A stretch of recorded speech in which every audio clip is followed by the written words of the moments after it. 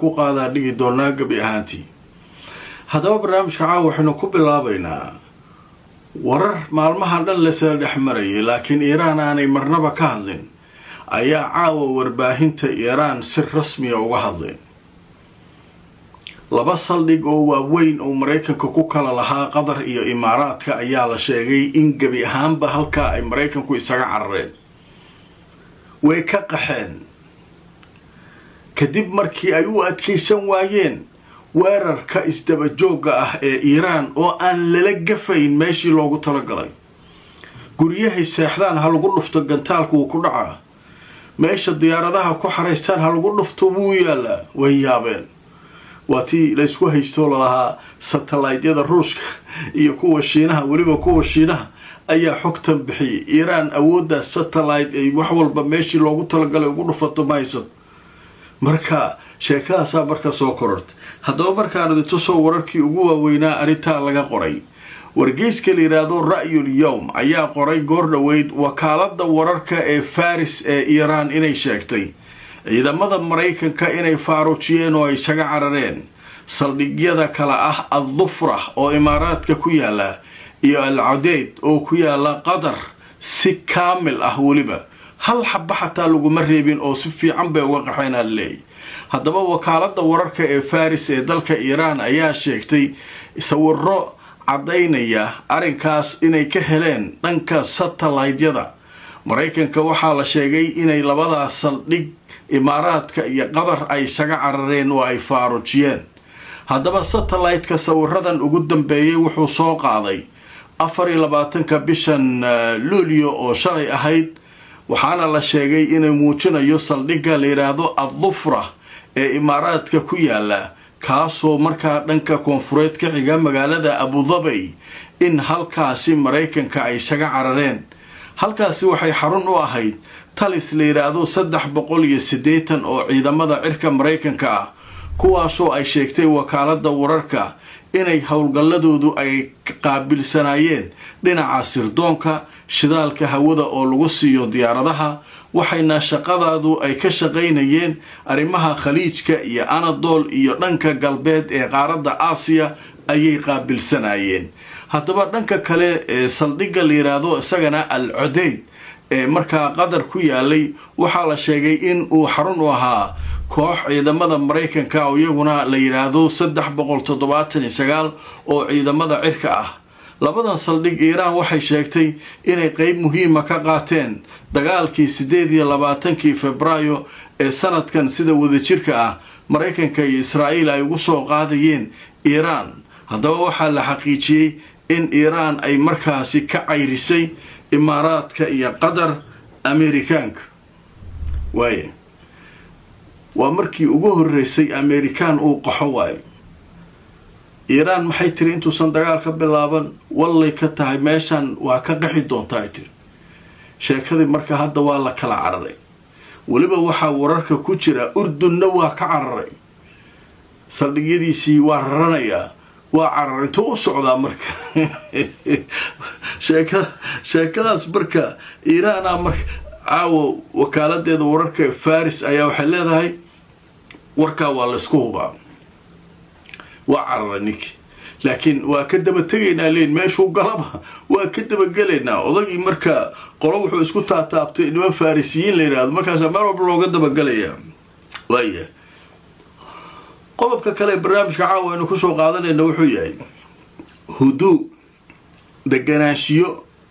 ayaa laga dareemayaa bariga dhexe. xalay ilaa maanta maraykanka xisaabtii uu la soo ordi jiray subax walba ma jirin, saaki waa weedeen. ilaa maanta warbaahintu way sugayeen, waxba ma samaynin. iiraanna way u gambantaa, way sugaysaa. marka waxaa leeyahay arrintan waxaa laga warsugayaa donald trump inuu amar bixiyo oo ciidamada maraykanka waxay isku diyaarinayaan weerar ballaaran inay ku qaadaan iiraan. taas qolaa qabta. qolo kale waxay leeyihin wafdigii shalay cumaan meesha tegay ayaa wada hadallo iyo waxbaa uun meesha soo dhadhowaa la yidhi. odagii trump ah marka uu iska joojiyay arrinka. qolo saddexaada waxaa jirta odaga waa tabar dhigay, dhibanka waxba waa ka qaadi waayey. 3 doodooda marka isbarbar taala, laakiin waxay muujinayaan kulligood in deganaanshiyo aan cidina ogeyn waxa uu yahay ay ka jirto hadda gobolka bariga dhexe xalay kasoo bilow ilaa maanta ilaa caaway haddaba markaan idin tuso telefishinka alcarabiya ayaa qoray wuxuu leeyahay huduu ama deganaanshiyo oo maaragtay digtooni leh ayaa wuxuu ka jiraa maraykanka iyo iiraan dhexdooda oo macnaha wax dhibaataa oo hadda dhacay ma leh inkastoo la leeyahay waxaa laga war sugayaa qaraarka ama go-aanka Trump uu qaato saacadaha soo socda haddaba deganaanshiyo military ayaa waxaa hadda uu ka dhex bilowday maraykanka iyo iiraan iyadoo saacadihii lasoo dhaafay aanay jirin wax dhibaato ah ama dagaallo iyo duqeymo la isweydaarsaday waana markii ugu horeysay tan iyo markii dhowr iyo 10 maalmood ka hor xiisadan cusub ay bilaabatay maraykanka iskiis uu u joojiyo xiisadii iyo weeraradii uu ku waday Tahraan haddaba waxay ku macnaysay ama telefishinku ku macneeyay in arintani ay tahay wax la yiraahdo huduu muaqat ama deganaanshiyo ku meel gaar ah oo weli wax heshiis lagu yahay aanay jirin ayaa macnaha ka jirta la leeyahay halkaas waaye marka waxa leeyahay deganaanshiyo aan la ogeyn waxay ku imaatay ayaa markii jira marka qolo walba si ku macneynaysa saddexdii qolo marka dib walba qaabkaas marka hadda waxa leeyahay xaalku marka sidii hore ma aha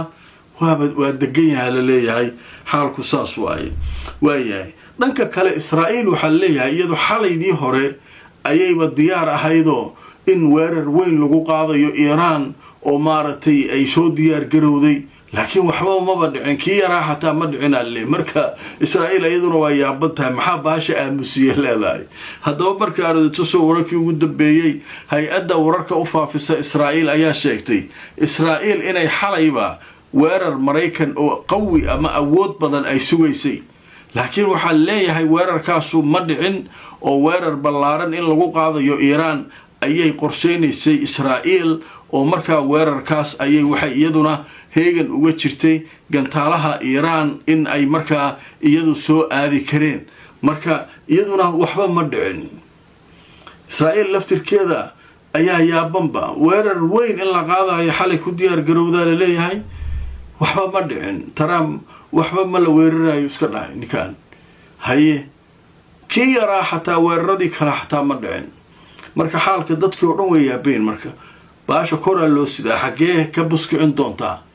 waatii maraykanka safaaradiisa wasaaradda arrimaha dibadda degniina iyo iska soo daba saarayeen xalay iyo habeen hore iyo waxna ma dhicin hadda baashi waa taagan tahay waa la isu gaban yahay xagee marka laga buskicin doonaa laba yaqaan waa arkaynaa kulley wixii soo bilowda waa arkaynaa waaye qodobka ugu dambeeya barnaamijka caawa waxaynu ku soo qaadanaynaa wasiirka arrimaha dibadda ee Iiraan Abbas Araghchi ayaa si kulul u difaacay mowqifka Iiraan ee ah inay ka qaadayso canshuur maraakiibta halka marayso ninka wuxuu leeyahay annagu sharciga noo diidaa muxuu dawlado badan oo caalamka oo baddu sidaan annaga waliba si annaga meeshay noo jirto Hormuz meel ka fog u jirto ee lacag ka qaata annagaba iskaleeba meesha la marayo yaa noo diidi kara sababta annagu dambiga aan ku nahay dambi ay tahay inaan cashuur ka qaadno wixii agteena maraya dawladaha kale ee caalamka ee sidan oo kale baduhu u ag marana ay cashuur ka qaataan ay sharci u tahay hana loo sheego dhahay maxaa marka annaga dhibaato ah haddaan cashuur ka qaadano dadkii oo dhan baa ka qaaday marka ninkan aad u isku difaaca haddaba aan idin tuso wararkii ugu dambeeyey warbixinadii ugu dambeeyay ee ku saabsan wasiirka arrimaha dibadda hadalkiisa waxa leeyahay wasiirka arrimaha dibadda Iiraan wuxuu dalbaday inuu canshuur qaadi karo oo Hormuz ka qaadi karo sida ayba u qaado Masar kanaalka Suez ay uga qaado Panama ay u qaado Turkiga uu badda uga qaato Canada ay uga qaadato aniga waxaan loo diiday Masar kanaal Suez ka qaata Panama kanaalkeeda ka qaadata maartay Turkiga Bosphor ka qaata Canada waa nin walba waa qaataa bad soo agmarta markabkii mar cashuur ka qaada annagu marka tabar balihid biya aan cashuur ku qaadi karno walla ka tahay hadda kadib cashuur la qaadinaa ama walla isku baabaa meeshaan marka xaalku marka halkaas u baraa dhawageeraaniyada way soo jeesteen waxay leeyihiin annaga kaligiin waxa dambi ka dhiga maxay adduunka oo dhan nin kasta oo badi agmarto lacag ka qaata annaga way uga qaadaneen markii horaaba annaga inaan ka qaadanay hadda laakiin waa soo jeesanay lacag rabnaa meeshaan hadii la marayo haddii kale cid maraysa malay leeyihi marka xaajadu halkaasay maraysaa dhanka kale baxrul axmarka waxaa leeyahay sacuudigii mar kale ayuu galabta weerar kale ku qaaday goobo ay joogeen xuutiyiinta xuuti iyo sacuudi waa is hayaan halkaas xuuti maanta o dhan haddaa weerarto waxba ma laga qaada ayaa lagu leeyahy sacuudi maanta dhan soo weerartan maraakiibtaadu see ku marayaan halkan shidaalkaaga suu u shaqaynaa warshadihii batroolka sifeynayay iyo kuwii kale kulli dhagtuu ka saara xuud marka xaajadu halkaasay marka maraysaa marka arrinkan waxaa sidoo kale ka hadlay iiraan weliba wasiirka arrimaha dibadda caraaqji ayaa ka hadlay wuxuu yidhi meeshaas walaalow waxay ku dhaanta la waayi waay magtay wada hadal ma ahane wax looga qaadaa male xuuti marka sacuudi gabgabta ha joojiyo nimankaa iskala hadluyn markii horeba wada hadal ay ku kala joogeen iiraan warka waa u cadays sacuudi waxay waxba ma ku cunaysid nimankaas adiga le wax ka halaabayaan marka xaajadu halkaasay maraysaa wararkaasaa ugu waaweynaa inta aan mar kale kulmayno asxaabay iyo barnaamijyo kale sidaas iyo nabadgelyo